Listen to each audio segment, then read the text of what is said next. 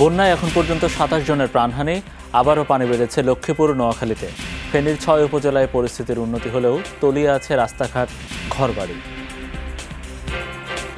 আমরা তো ঘর দুয়ারে থাকবার মতন আঙ্গ কোনো ক্যাপাসিটি দেখি না। ভাই কি কামো ভাই আর খাইবার মতন তো নাই রে ভাই। আমরা নৌকালে আসে না, কেউ ছায় না, কিছু সহযোগিতা করতে রাজি না। দুর্গত এলাকায় ত্রাণ নিয়ে সমন্বয়হীনতার অভিযোগ, খাবার ও বিশুদ্ধ পানির সংকট। বন্যা পরবর্তী পুনর্বাসন প্রক্রিয়ায় গুরুত্ব দেওয়ার তাগিদ।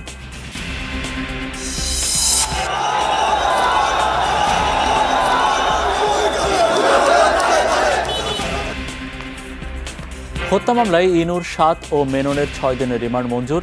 সাবেক তথ্য প্রতিমন্ত্রী আরাফাতের গ্রেফতার নিয়ে ধোঁয়াশা।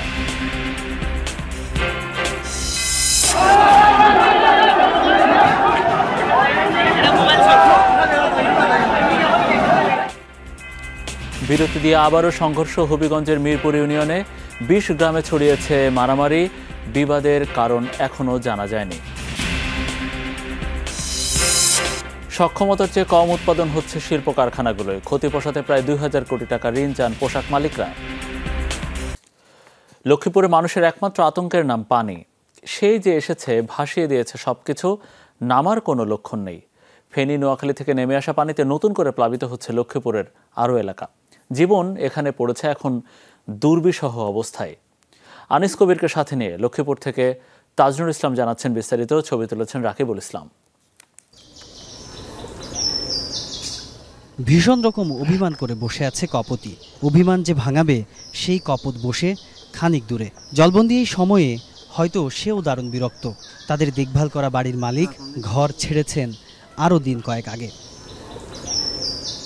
৩ সন্তানের জননী সালেহা বেগম দিনভর মন খারাপ করে বসে থাকায় আপাতত তার কাজ।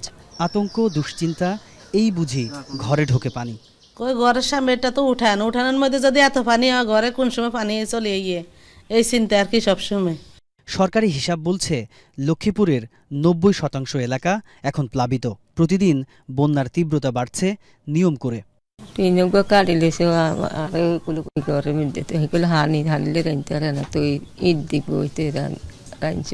প্রতিবন্ধী বাচ্চাটা নিয়ে আমাদের বেশি কষ্ট পানির কারণে, আর ওই যে টেনশন, আমগো ঘরটা পুকুর দিকে পড়ে যায় নাই। ফেনী, নোয়াখালী থেকে নেমে আসা পানিতে নতুন করে প্লাবিত হচ্ছে লক্ষ্মীপুরের বিস্তীর্ণ এলাকা। এ জল কবে নামবে তা জানে না কেউ। বেড়া দিয়ে মানুষদেরকে ইট নিয়ে দিই, আর মানুষদেরকে রাস্তার মাথা নিয়ে দিই। আশ্রয় কেন্দ্রগুলোই সহায়তা আসছে ধীর গতিতে, তবে সেই গতি এখনই না বাড়ালে হুমকিতে পড়বে হাজার হাজার মানুষের প্রাণ। লাখ লাখ টাকা খরচ করে নির্মিত বাড়ি, অথচ সেই বাড়ি এখন তালাবদ্ধ। এই বাড়িতে এখন আর থাকা যাচ্ছে না। আর এই থাকতে না পারার কারণ বাড়ির সামনে কোমর অবধি পানি। এই এলাকার মানুষ বলছেন গেল 9 দিন ধরেই তারা জলবন্দি অবস্থায় জীবনযাপন করছেন। পানি কমছে, এটি ফেনীবাসীর জন্য যেমন সুসংবাদ, ঠিক উল্টো দিকে লক্ষ্মীপুরের বাসিন্দা যারা, তারা পড়েছেন চরম বিপাকে। তাজনুর ইসলাম, যমুনা নিউজ, লক্ষ্মীপুর। পানি কমছে ফেনীর 6 উপজেলার বেশিরভাগ এলাকায়, তবুও এখনও ঘরে ফেরার কিংবা ওই বসতিতে বসতের উপযোগী পরিবেশ নেই। কেননা পরিবর্তন বলতে ডুবে যাওয়া ঘর থেকে পানি নেমেছে, তবে এখনও আছে কোমর সমান পানি। এখনও তলিয়ে এলাকার রাস্তাঘাট। ত্রাণ সংকট যেন আরও তীব্র থেকে তীব্রতর হচ্ছে। ইতিমধ্যে দেখা দিয়েছে নানান রোগবালাই। বানভাসী মানুষ একদিকে ছুটছেন ত্রাণের জন্য, অন্যদিকে মেডিকেল ক্যাম্পে প্রয়োজনীয় চিকিৎসার জন্য। ফেনী থেকে সাইফুদ্দিন রবিনের রিপোর্ট, ছবি তুলেছেন শাহিন আলম। এবারে বন্যায় সবচেয়ে ভয়াবহ পরিস্থিতি ছিল যে এলাকায়, তার অন্যতম এই ফুলগাজী। ফেনী থেকে ফুলগাজীর রাস্তায় কোনো ঠাঁই ছিল না। উদ্ধার ও ত্রাণ কার্যক্রমের জন্য ভরসা ছিল কেবলই বড় নৌযান ও স্পিডবোট। সেই পথে এখন কিছুটা হলেও যান চলছে। ফুলগাজী শহরেই দেখা মিলল মনির সঙ্গে।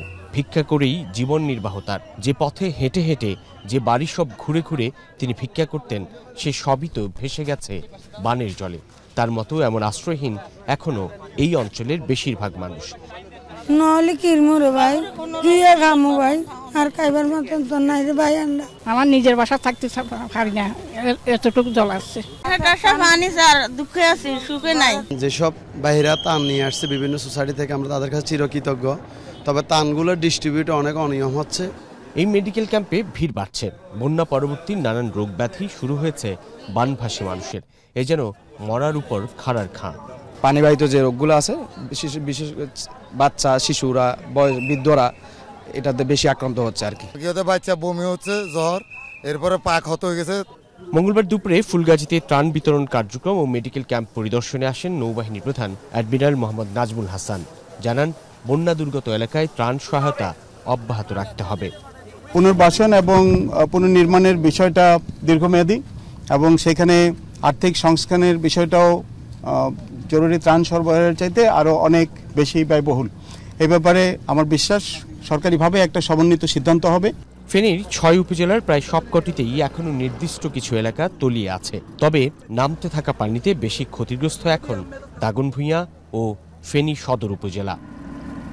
পানি নামতে শুরু করেছে ফেনীর বন্যাঞ্চলে। ফেনীর প্রায় ৬টি উপজেলা পুরোটাই তলিয়ে গিয়েছিল এই বন্যায়, কিন্তু ধীরে ধীরে সেই বন্যার পানি নামতে শুরু করার পর আরও স্পষ্ট হয়ে উঠেছে এক একটি ঘরবাড়ি যেন এক একটি বিচ্ছিন্ন দ্বীপ হয়ে উঠেছিল এই বন্যায়। বানভাসী মানুষ এখন বন্যা পরবর্তী নানান ধরনের সংকটের মুখোমুখি। কখনো খাবারের সংকট, সেই পুরাতন সংকট তীব্র হয়েছে আরও বেশি প্রকটভাবে, এবং কখনো কখনো স্বাস্থ্য ঝুঁকি অর্থাৎ পানিবাহিত নানান রোগে আক্রান্ত হয়ে সামনের দিনগুলো তারা মোকাবেলা করতে হবে। সাইফুদ্দিন রবিন, যমুনা নিউজ, ফেনী। নোয়াখালীর অধিকাংশ এলাকায় বন্যা পরিস্থিতি অপরিবর্তিত রয়েছে, তবে খানিকটা অবনতি হয়েছে সোনাইমুড়ি, বেগমগঞ্জ ও সদরের একাংশে। দুর্গত এলাকার কয়েকশো পরিবার এখনও দিন কাটাচ্ছেন কোমর পানিতে। অভিযোগ আছে ত্রাণ নিয়ে সমন্বয়হীনতার। সড়কের পাশের আশ্রয়কেন্দ্রে ত্রাণ পৌঁছলেও পাচ্ছেন না প্রত্যন্ত অঞ্চলের বন্যা কবলিত মানুষ। তালিকা ধরে ওইসব এলাকায় জরুরি ভিত্তিতে ত্রাণ পাঠানো প্রয়োজন বলে মনে করেন বানভাসীরা। নোয়াখালী থেকে আমাদের সহকর্মী রিয়াজ রায়হানের রিপোর্ট, ছবি তুলেছেন নাহিদ হোসেন। 50 মনোয়ারা বেগম। স্বামী মারা গেছেন 1 যুগ আগে। 3 সন্তানের সবাই দূরে। বানের সঙ্গে বাঁচা মরার লড়াইটা এখন শুধুই একার। বাড়িতে পানি রান্না করতে পারি না, থাকা ঘরে থাকতে পারি না, সব ডুবি যাইতেছে, চোখের উপরে বসে থাকি। এমন অসংখ্য মনোয়ারা এখনো আটকে আছেন বানের পানিতে। শেষ সম্বল কোনো মতে আঁকড়ে ধরে থেকে গেছেন বাড়িতে, অথচ ঘরের ভেতর হাঁটু পানি আর ঘরের সামনে কোমর, কখনো গলা অবধি। আমরা তো ঘর দুয়ারে থাকবার মতন আঙ্গ কোনো ক্যাপাসিটি দেখি না। আরেকজনের বিল্ডিং এ আইয়া আমরা আশ্রয় লইছি।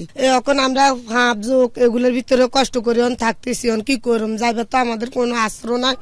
সংকটে সংগ্রাম করে যারা থেকে গেছেন বাড়িতে, তারাই এখন নিরন্ন, বিপন্ন।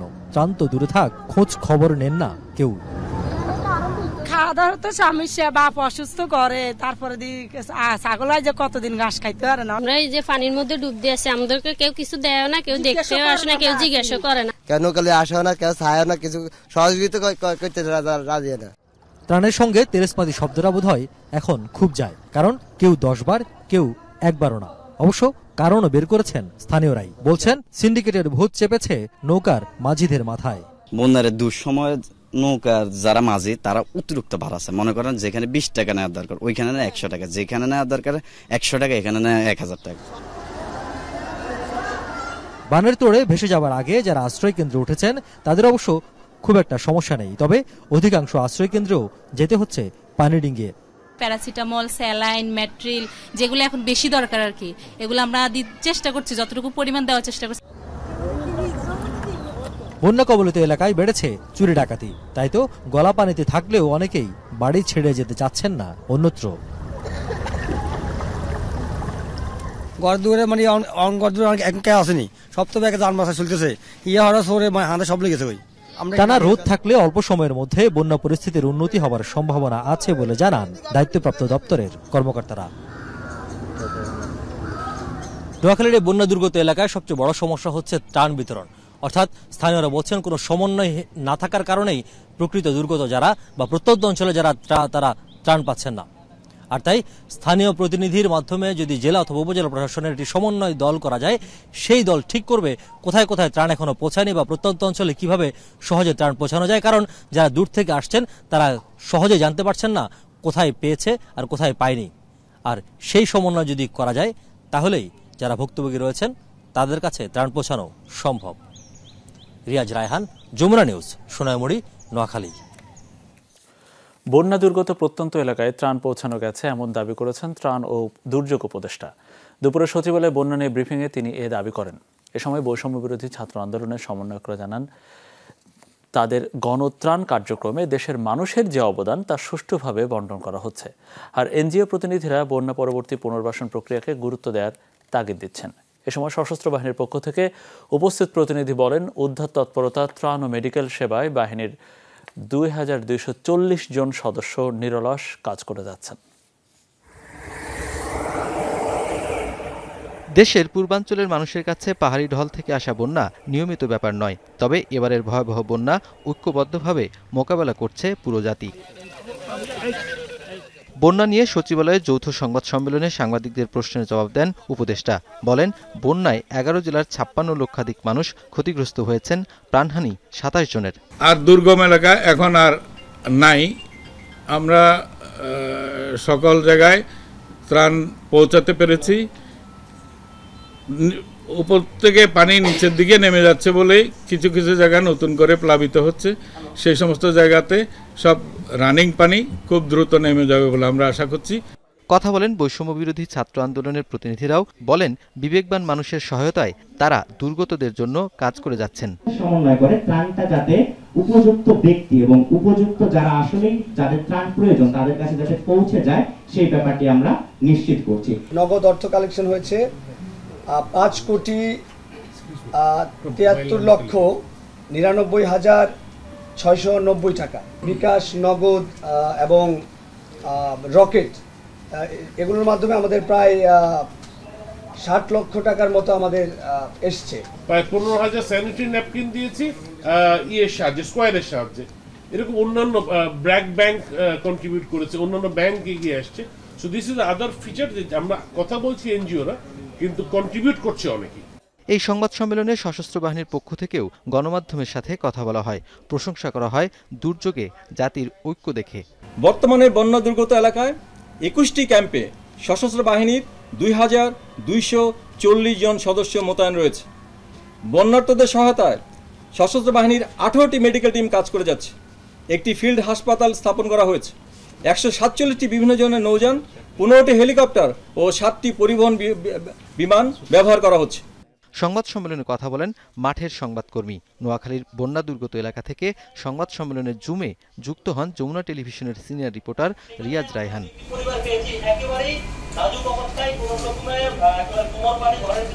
নুরনবী সরকার, যমুনা নিউজ, ঢাকা। বন্যা ও ছাত্র আন্দোলনের সময়কার লোকসান সামলাতে প্রায় 2000 কোটি টাকার সফট লোন চায় বিজিএমইএ, যা পরিশোধ করা হবে 1 বছরে। সেক্ষেত্রে 3টির বদলে 6 কিস্তি মিস করলে জরিমানা হতে পারে, এমন প্রস্তাব দিয়েছেন পোশাক খাতের শীর্ষ ব্যবসায়ীরা। অর্থ উপদেষ্টা বলেছেন, নতুন করে জিএসপি পুনরুদ্ধারে কাজ করছে সরকার।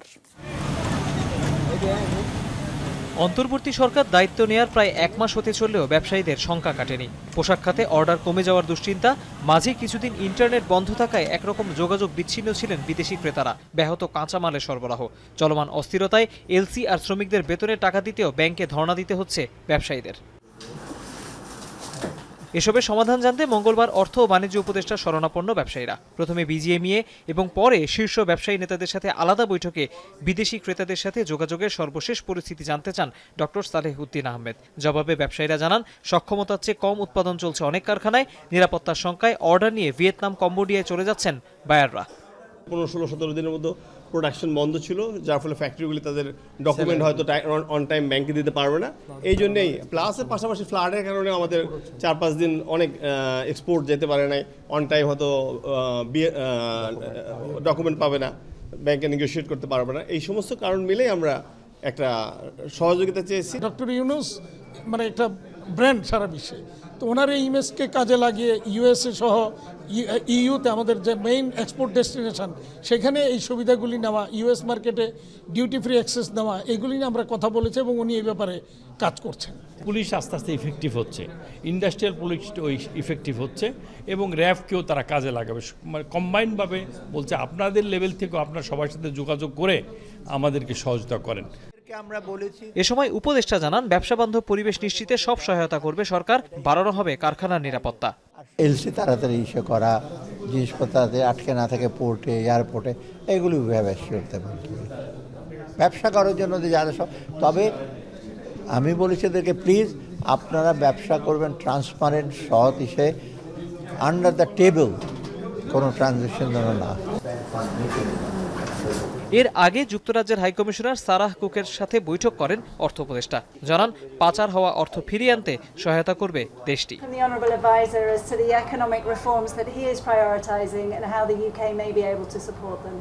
তৌহিদ হোসেন, যমুনা নিউজ, ঢাকা।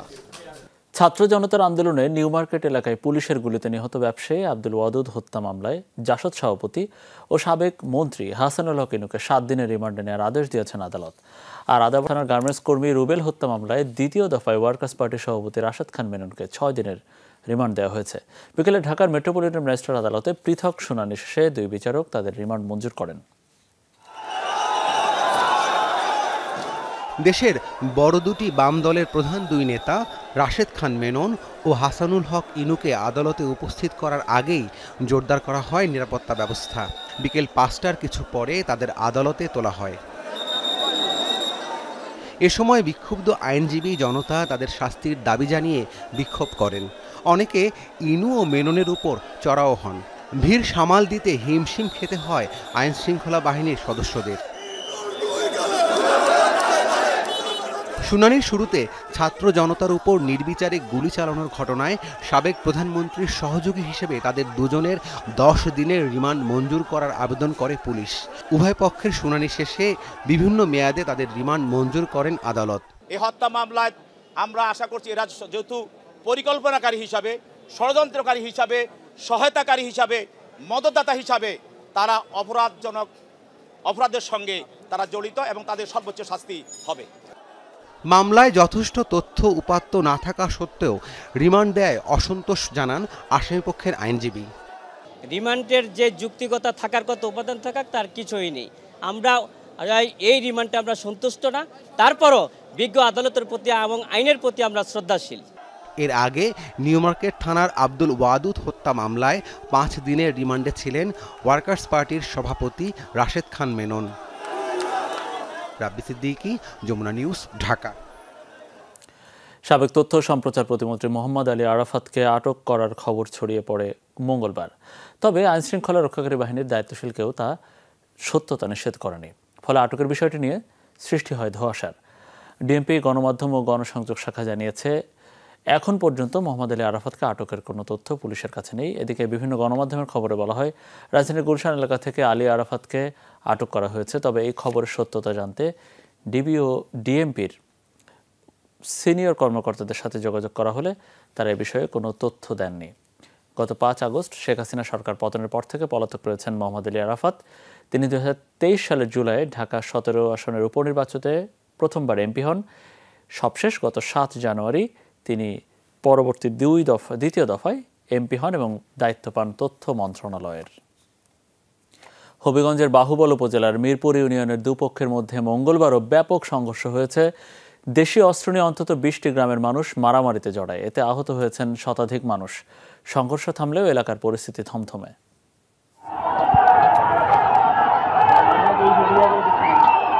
মাইকিং শুনে রণসাজে হাজির দুপক্ষের কয়েক হাজার মানুষ। বাহুবলের মিরপুর বাজার এলাকা যেন যুদ্ধক্ষেত্র। সোমবার সন্ধ্যা থেকে রাত 12টা পর্যন্ত সংঘর্ষের পর কয়েক ঘন্টার বিরতি। দিনের আলো ফুটতেই আবারও মারামারির প্রস্তুতি। দুপক্ষই মাইকিং করে গ্রামবাসীদের জড়ো করে। এক পর্যায়ে আবারও সংঘর্ষে জড়ায় তারা। মারামারিতে যোগ দেয় অন্তত 20টি গ্রামের মানুষ। খবর পেয়ে ঘটনাস্থলে যায় পুলিশ। সংঘর্ষের মাঝে পড়ে এক পর্যায়ে নিরাপদে সরে যেতে বাধ্য হয় পুলিশ সদস্যরা। জানি না, যে তাদের সাথে রাতে বিভিন্ন জনের সাথে কথাবার্তা বলে তারা বিচার সালিশ মানছে। সকালে আবার শুরু হয়ে গেছে। আমরা গেছিলাম, আমি গেছিলাম, ওসি সাহেব গেছিলাম, আমরা অফিসার কয়েকজন আছে গেছিলাম। আমরা মাঝে রাইকে আমাদের তারা আবার শুরু করে দিতে, আমাদের উপর ইট পাটকেল ছুটছে।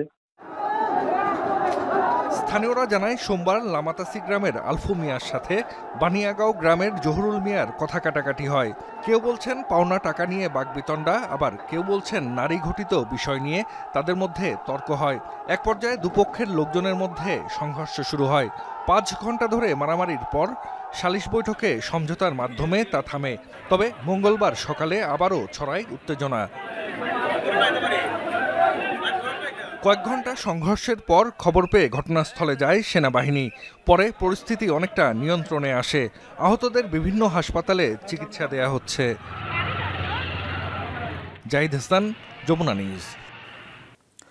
অন্তর্বর্তীকালীন সরকারের প্রধান হিসেবে দায়িত্ব গ্রহণ করা ডক্টর মোহাম্মদ ইউনূসকে ফোন করে অভিনন্দন জানিয়েছেন তুরস্কের president Recep Tayyip Erdogan. Phone আলাপে এরদোগান বাংলাদেশের বন্যা দুর্গত এলাকায় প্রাণহানির ঘটনায় গভীর শোক প্রকাশ করেন। তিনি বলেন তুরস্ক বন্যার্তদের মানবিক সহায়তা দেবে। ডক্টর ইউনূস তুরস্কের প্রেসিডেন্টকে ধন্যবাদ জানান। ডক্টর ইউনূস তুরস্কের সঙ্গে বাণিজ্য বাড়ানোর আহ্বান জানিয়ে বলেন বাংলাদেশের উৎপাদন সহ গুরুত্বপূর্ণ খাতে তুরস্কের বিনিয়োগ প্রয়োজন হবে। এরদোগান বলেন দেশ পুনর্গঠনে সহায়তায় তিনি শিগগিরই একটি প্রতিনিধি দল বাংলাদেশে পাঠাবেন। পাশাপাশি ডক্টর ইউনূসকে তুরস্ক সফরের আমন্ত্রণ জানান তিনি। এ প্রস্তাব গ্রহণ করে সুবিধাজনক সময়ে তুরস্ক সফর করবেন বলে জানান অন্তর্বর্তী সরকারের প্রধান উপদেষ্টা। প্রেসিডেন্ট এরদোগানকেও বাংলাদেশ সফরের আমন্ত্রণ জানান ডক্টর ইউনূস। দক্ষিণ এশীয় অঞ্চলে আঞ্চলিক সহযোগিতা বাড়াতে সার্ককে পুনরুজ্জীবিত করতে পাকিস্তান সরকারের প্রতি আহ্বান জানিয়েছেন অন্তর্বর্তী সরকারের প্রধান উপদেষ্টা অধ্যাপক ডক্টর মোহাম্মদ ইউনূস। বিকেলে তার কার্যালয়ে ঢাকায় নিযুক্ত পাকিস্তানের হাই কমিশনার সৈয়দ আহমেদ মারুফের সাথে সৌজন্য সাক্ষাৎ করেন প্রধান উপদেষ্টা। বৈঠকে পাকিস্তানের হাই কমিশনার দুই দেশের মধ্যে বাণিজ্য ও অর্থনৈতিক সম্পর্ক এবং জনগণের মধ্যে যোগাযোগ পুনরুজ্জীবিত করার প্রয়োজনীয়তার উপর গুরুত্ব আরোপ করেন। হাই কমিশনার জানান পাকিস্তানের প্রধানমন্ত্রী শাহবাজ শরীফ এবং দেশটির জনগণ বাংলাদেশের সাম্প্রতিক ভয়াবহ বন্যায় গভীরভাবে উদ্বিগ্ন। পাকিস্তান বাংলাদেশকে সহায়তা করতে প্রস্তুত। এ সময় পাকিস্তানি নাগরিকদের জন্য বাংলাদেশের ভিসা প্রক্রিয়া সহজ এবং দুই দেশের মধ্যে সরাসরি ফ্লাইট চালুর আহ্বান জানান পাকিস্তানের হাই কমিশনার। আন্তর্জাতিক মঞ্চে রাশিয়া বাংলাদেশের পাশে থাকবে বলে জানিয়েছেন বাংলাদেশে নিযুক্ত রাশিয়ার রাষ্ট্রদূত আলেকজান্ডার মান্টিটোস্কি। বিকেলে রাষ্ট্রীয় অতিথি ভবন যমুনায় প্রধান উপদেষ্টা ডক্টর মোহাম্মদ ইউনূসের সঙ্গে তার কার্যালয়ে সৌজন্য সাক্ষাৎ করেন তিনি। এ সময় বৈঠকে রাষ্ট্রদূত রাশিয়ার কারিগরি ও আর্থিক সহায়তায় বাংলাদেশের নির্মিত রূপপুর পারমাণবিক বিদ্যুৎ কেন্দ্র এবং খাদ্য নিরাপত্তা, জ্বালানি অনুসন্ধান এবং বিজ্ঞান ও প্রযুক্তিতে সহায়তা বাড়ানো সহ পারস্পরিক স্বার্থ সংশ্লিষ্ট বিষয় নিয়ে আলোচনা করেন। রাশিয়ার রাষ্ট্রায়ত্ত জ্বালানি কোম্পানি গ্যাসপ্রম দ্বীপ জেলা ভোলায় আরও 5টি গ্যাস কূপ অনুসন্ধান এবং আরও অভ্যন্তরীণ কূপ অনুসন্ধানের আগ্রহ প্রকাশ করে। বাংলাদেশকে সমৃদ্ধির পথে এগিয়ে নিয়ে যাওয়ার সক্ষমতা রাখেন ডক্টর মোহাম্মদ ইউনূস, এমন প্রশংসা করেছেন ঢাকায় নিযুক্ত সৌদি রাষ্ট্রদূত ইসা ইউসুফ ইসা আল দুহাইলান। বিকেলে রাষ্ট্রদূত সৌজন্য সাক্ষাতে গেলে সৌদি আরবকে বাংলাদেশের অত্যন্ত গুরুত্বপূর্ণ বন্ধু বলে উল্লেখ করেন ডক্টর মোহাম্মদ ইউনূস। রাষ্ট্রদূত দুই দেশের মধ্যে অর্থনৈতিক সম্পর্ক বাড়ানোর আহ্বান জানান। বলেন সৌদি ব্যবসায়ীরা বাংলাদেশের লজিস্টিক্স পরিষেবা খাত এবং RSGT ইন্টারন্যাশনাল ও আকোয়া পাওয়ারের মাধ্যমে নবায়নযোগ্য জ্বালানি খাতে আরও বিনিয়োগ করতে আগ্রহী। এ সময় সৌদি আরবের চলমান সহযোগিতা অব্যাহত রাখার আহ্বান জানান প্রধান উপদেষ্টা।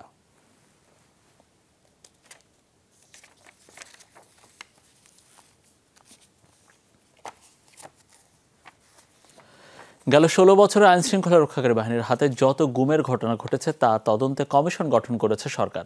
সন্ধ্যায় বিচারপতি মইনুল ইসলাম চৌধুরীর নেতৃত্বে 5 সদস্যের কমিশন গঠন করা হয়।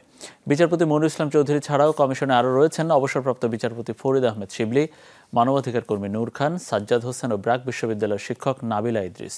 কমিশনকে আগামী 45 কার্যদিবসের মধ্যে সরকারের কাছে তদন্ত প্রতিবেদন জমা দিতে বলা হয়েছে। মন্ত্রিপরিষদ সচিব মোহাম্মদ মাহবুব হোসেন স্বাক্ষরিত প্রজ্ঞাপনে বলা হয় 2010 সালের 1 জানুয়ারি থেকে 2024 সালের 5 আগস্ট পর্যন্ত Bangladesh police, RAB, BGB, CID বিশেষ শাখা, গোয়েন্দা শাখা, আনসার ব্যাটালিয়ন, জাতীয় গোয়েন্দা সংস্থা, প্রতিরক্ষা বাহিনী, প্রতিরক্ষা গোয়েন্দা মহাপরিদপ্তর, কোস্টগার্ড সহ দেশের আইন প্রয়োগকারী সংস্থার সদস্যদের দ্বারা জোরপূর্বক গুম হওয়া ব্যক্তিদের সন্ধান, শনাক্তকরণ এবং গুম হওয়ার কারণ নির্ধারণ করবে এই কমিশন। কমিশন ইনকোয়ারি অ্যাক্ট 1956 অনুসারে গুমের ঘটনার বিস্তারিত প্রতিবেদন আগামী ৪৫ দিনের মধ্যে দাখিল করার কথা। ছাত্র জনতার গণ অভ্যুত্থানের সময় প্রাণহানির ঘটনা তদন্তের বিষয়ে জাতিসংঘের প্রতিনিধি দলকে সব ধরনের সহায়তা দেওয়া হবে বলে জানিয়েছেন স্বরাষ্ট্র ও কৃষি উপদেষ্টা অবসরপ্রাপ্ত লেফটেন্যান্ট জেনারেল জাহাঙ্গীর আলম চৌধুরী। দুপুরে সচিবালয়ে সফররত জাতিসংঘ প্রতিনিধি দলের সাথে সাক্ষাৎ শেষে তিনি একথা জানান। পরে গণমাধ্যমের সাথে কথা বলেন জাতিসংঘের প্রতিনিধি দলের প্রধান রুরি মুনগোভেন। জানান তদন্ত কাজে সব পক্ষের সহায়তা পাচ্ছেন তারা।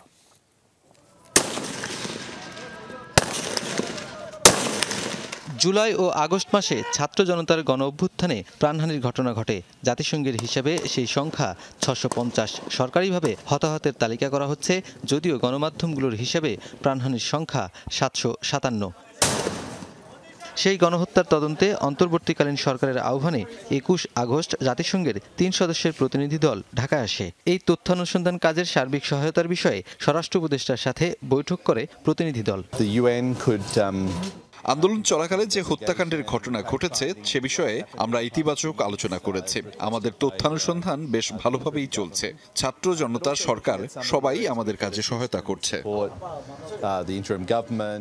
বৈঠক শেষে সাংবাদিকদের মুখোমুখি হন স্বরাষ্ট্র উপদেষ্টা। অভ্যুত্থানে হতাহতের ঘটনার তথ্য অনুসন্ধানের কাজ ছাড়াও শান্তিরক্ষী মিশনে আরও বেশি সংখ্যক জনবল নেওয়ার আহ্বান জানানো হয়েছে। আমরা তাদের অ্যাসিওর করছি যে কোনো ব্যাপারে যে কোনো ধরনের সাহায্য সহযোগিতা দরকার আমরা তাদের সাহায্য সহযোগিতা করব। ইউএন মিশনে আমাদের এখনও আমরা কিন্তু অনেক বেশি এবং বলতে ভবিষ্যতে এই বাংলাদেশে সবসময় যেন ১ নম্বরেই থাকতে পারে এই ব্যবস্থা তারা করবে। এছাড়া স্বরাষ্ট্র উপদেষ্টার সাথে দেখা করেন চীনের রাষ্ট্রদূত। দাবি জানান নিজ দেশের নাগরিকদের নিরাপত্তার। নুরনবী সরকার, যমুনা নিউজ, ঢাকা। পানি ছেড়ে দিয়ে বাংলাদেশের মানুষের উপর ভারত যে নির্যাতন চালাচ্ছে তার বিচার হবে আন্তর্জাতিক আদালতে। এই হুঁশিয়ারি দিয়েছেন বিএনপির স্থায়ী কমিটির সদস্য ডাক্তার AJM জাহিদ হোসেন। এদিকে দলটির স্থায়ী কমিটির সদস্য অবসরপ্রাপ্ত মেজর হাফিজউদ্দিন আহমেদ বলেছেন, বিপ্লব যেন পথ হারা না হয় সেজন্য উপদেষ্টাদেরই বিপ্লব ধারণ করতে হবে। দুটি পৃথক অনুষ্ঠানে এসব মন্তব্য করেন বিএনপি নেতারা। নয়াপল্টনে বিএনপির কেন্দ্রীয় কার্যালয়ে সকালে ছিল ত্রাণ কমিটির সংবাদ সম্মেলন, যেখানে বক্তব্য রাখেন বিএনপির স্থায়ী কমিটির সদস্য ডাক্তার AJM জাহিদ হোসেন। বলেন, পানি ছেড়ে দিয়ে বাংলাদেশের মানুষের উপর ভারত যে নির্যাতন চালাচ্ছে তার বিচার হবে আন্তর্জাতিক আদালতে। বিএনপির এ নেতা জানান, এরই মধ্যে দুর্গত এলাকায় ১.৫ কোটি টাকার ত্রাণ পাঠানো হয়েছে। তাদের বিপদের সময় তারা পানি ছেড়ে দিয়ে তারা থেকে আমাদেরকে ভাসিয়ে দিচ্ছে। আবার আমাদের যখন পানি দরকার তখন পানি আটকে রেখে আমাদেরকে শুকিয়ে মারছে। বৃষ্টি তো বৃষ্টির সিজন হবেই, কিন্তু স্বাভাবিক বৃষ্টির চেয়ে আজকে পানির বাড়ার পরিমাণ 10 ফিট উঁচু হয়ে ওই মনু নদী দিয়ে পানি আসার কথা ছিল না। এদিকে জাতীয় প্রেস ক্লাবে দুপুরে আয়োজিত হয় মৎস্যজীবী দলের কেন্দ্রীয় কমিটির আহ্বায়ক বীর মুক্তিযোদ্ধা রফিকুল ইসলাম মাহতাবের স্মরণ সভা। সেখানে বক্তব্য রাখেন বিএনপির স্থায়ী কমিটির সদস্য অবসরপ্রাপ্ত লেফটেন্যান্ট জেনারেল হাফিজউদ্দিন আহমেদ। বলেন, বিপ্লব যেন পথ হারা না হয় সেজন্য উপদেষ্টাদের থাকতে হবে সতর্ক। একই সাথে প্রধান উপদেষ্টাকে কঠোর হওয়ার পরামর্শ দেন। প্রধান উপদেষ্টা এবং উপদেষ্টা পরিষদের কাছে অনুরোধ হলো, সংসদের প্রতিনিধিত্ব আছে, এই ধরনের অতীতে যেসব রাজনৈতিক দল সংসদে প্রতিনিধিত্ব পেয়েছে তাদের সাথে দ্রুত আলাপ করুন। আমরা চাই বিপ্লব যেন পথ হারিয়ে না ফেলে। উপদেষ্টা পরিষদে যারা আছেন আপনারা বিপ্লবকে ধারণ করুন। এ সময় ক্যান্টনমেন্টে আশ্রয় নেয়া সবার নাম প্রকাশ করতে সেনাপ্রধানের প্রতি আহ্বান জানান হাফিজ। বলেন, সেনানিবাস দুর্বৃত্তদের অভয়ারণ্য হতে পারে না।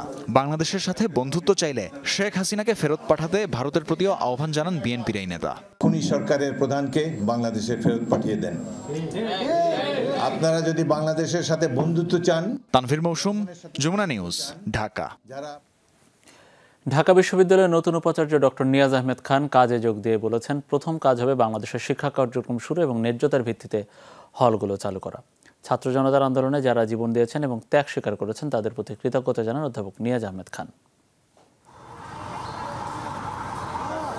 নানা জল্পনার পর ঢাকা বিশ্ববিদ্যালয়ের নতুন উপাচার্য হিসেবে দায়িত্ব নিয়েছেন ডেভেলপমেন্ট স্টাডিজ বিভাগের অধ্যাপক নিয়াজ আহমেদ খান।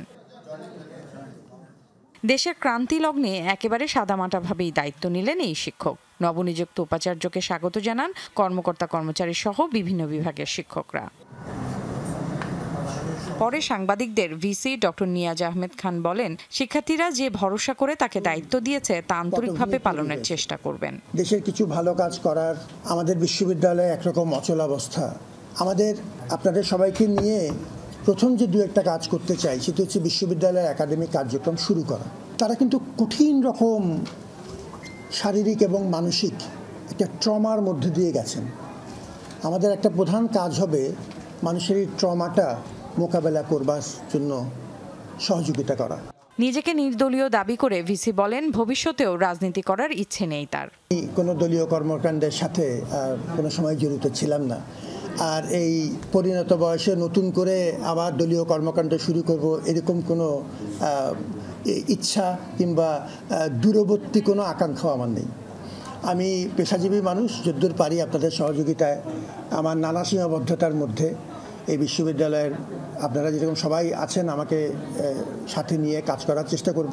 বিকেলে টিএসসিতে বৈষম্য বিরোধী ছাত্র আন্দোলনের ত্রাণ সংগ্রহ কার্যক্রম দেখতে যান ভিসি ডক্টর নিয়াজ। দেশের জন্য একটু ভালো কিছু করার যদ্দূর পারি এবং সেই সুযোগে আমাকেও শরিক করার জন্য আমি জানি আপনারা কি পরিমাণ উদয়স্ত পরিশ্রম করেছেন।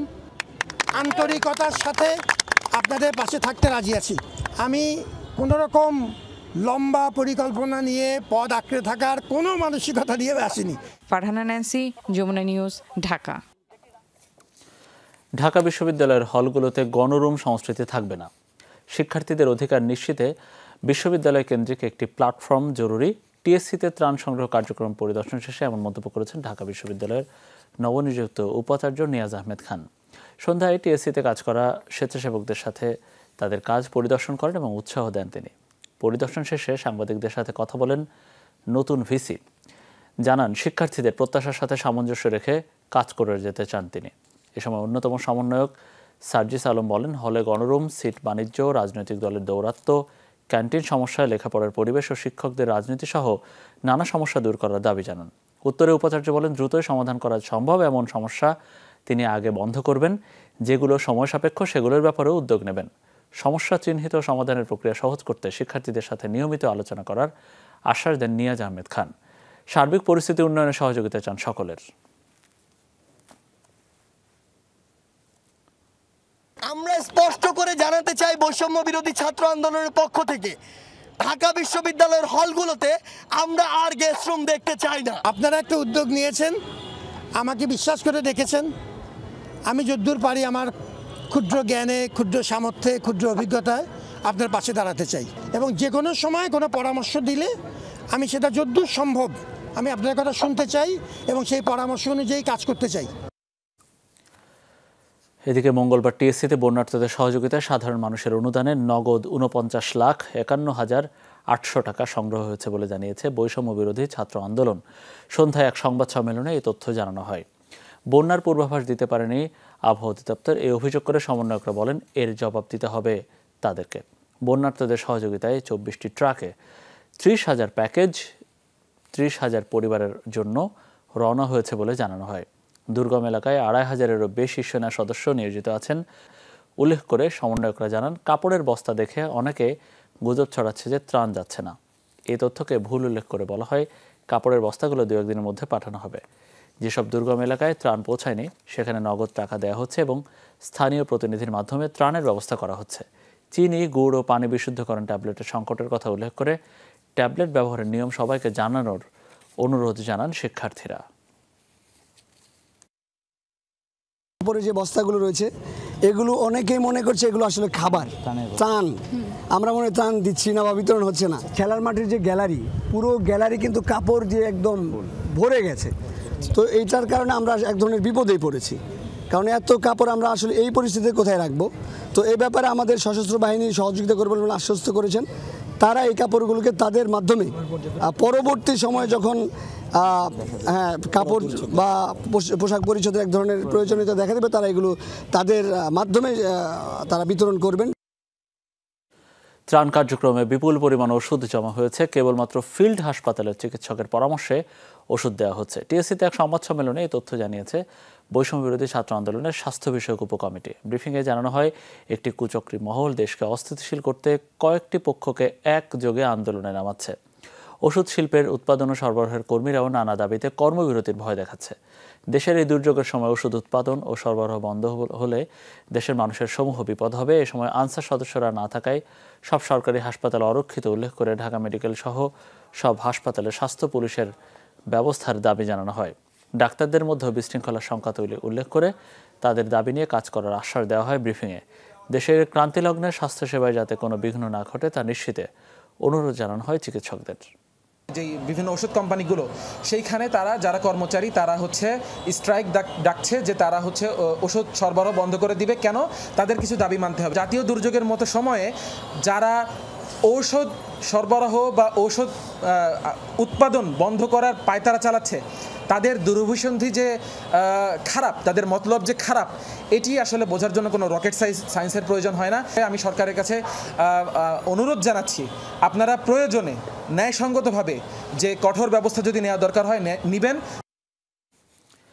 বানভাসীদের উদ্ধার ও চিকিৎসা সেবার পাশাপাশি ত্রাণ সহায়তা অব্যাহত রেখেছে সেনাবাহিনী, জানিয়েছেন সেনাপ্রধান জেনারেল ওয়াকারুজ্জামান। দুপুরে ফেনীর ছাগলনাইয়ের একটি আশ্রয়কেন্দ্র সহ পানিবন্দী বিভিন্ন এলাকা পরিদর্শন করেন তিনি।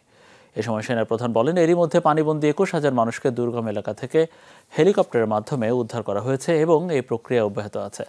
এছাড়া বেশ কয়েকজন প্রসূতি সহ রোগীদের সিএমএইচ সহ বিভিন্ন হাসপাতালে নিয়ে চিকিৎসা সেবা ও ওষুধপত্র দেওয়া হয়েছে। প্রায় 96টা বোট, বিভিন্ন টিম এই সমস্ত জায়গায় যে ত্রাণ বিতরণ করছে। আর আমাদের বড় যে সমস্ত হেলিকপ্টারগুলো আছে ওগুলো যে সমস্ত বড় বড় জায়গায় ওখানে আমরা খাবার, ঔষধ ইত্যাদি আমরা ড্রপ করছি, আমাদের টিমগুলো ড্রপ করছি। 2014 ও 2018 সালের জাতীয় নির্বাচনে নির্বাচন কমিশনারদের দায় মুক্তি দেয়া কেন অবৈধ নয় বলে রুল জারি করেছেন হাইকোর্ট। মঙ্গলবার বিচারপতি এ.কে.এম. আসাদুজ্জামানের নেতৃত্বাধীন দ্বৈত হাইকোর্ট বেঞ্চ এ রুল জারি করেন। শুনানিতে রিটকারী আইনজীবী অ্যাডভোকেট শিশির মুনির বলেন, যদি 2014 ও 2018 সালের নির্বাচনের কমিশনাররা অবৈধ হয় তাহলে ওই দুটি নির্বাচনও অবৈধ। আইন করে নির্বাচন কমিশনকে দায় মুক্তি দেওয়া হয়েছে বলেও জানান তিনি। সেই দায় মুক্তির আইনে বলা হয়, এ নিয়ে কোনো আদালতে প্রশ্ন উত্থাপন করা যাবে না। এতে আদালতের কর্তৃত্বকে চ্যালেঞ্জ করা হয়েছে বলে উল্লেখ করেন তিনি। এর আগে এই দুটি জাতীয় নির্বাচন কমিশনারদের দায় মুক্তি দেওয়ার বৈধতা চ্যালেঞ্জ করে হাইকোর্টে রিট পেশ করেন সুপ্রিম কোর্টের 10 জন আইনজীবী।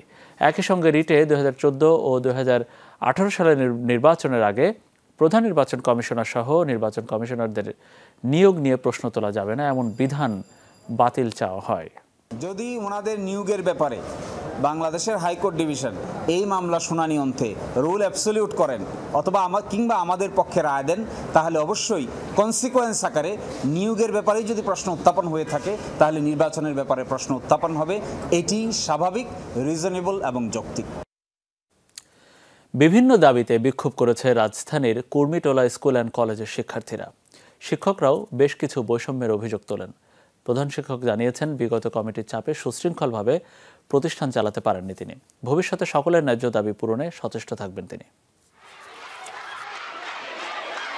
ছাত্র জনতার আন্দোলনে সরকার পতনের পর বিভিন্ন শিক্ষা প্রতিষ্ঠানে শুরু হয়েছে আন্দোলন বিক্ষোভ। রাজধানীর খিলক্ষেতে কুর্মিটোলা হাই স্কুল অ্যান্ড কলেজেও প্রধান শিক্ষকের পদত্যাগ সহ বিভিন্ন দাবিতে বিক্ষোভ করে শিক্ষার্থীরা।